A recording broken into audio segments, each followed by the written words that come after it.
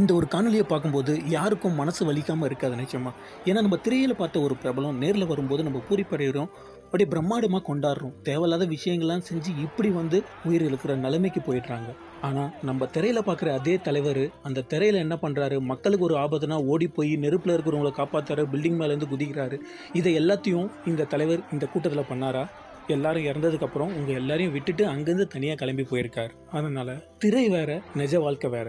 அதை நம்பி நீங்கள் வந்து இவரை ஒரு தலைவராக ஏற்று வழி நடத்துனீங்கன்னா அது ரொம்பவே தப்பு. தலைவர் என்ன பண்ணணுமோ அதை பண்ணுவார். ஆனால் இது மாதிரி நேரத்தில் நீங்கள் உங்களோட உயிரை பாதுகாக்கிறது ரொம்பவே முக்கியமான விஷயம். இனிமேட்டும் முட்டாள்தனமான விஷயம் பண்ணாமல் உங்களுக்கு என்ன தேவை அப்படின்றத நீங்கள் யோசிப்பண்ணுங்க. தலைவனை தேர்ந்தெடுக்கிறது தப்பு இல்லை. அந்த தலைவன் முன்னாடி ஒரு குருட்டுத்தனமாக ஓடக்கூடாது.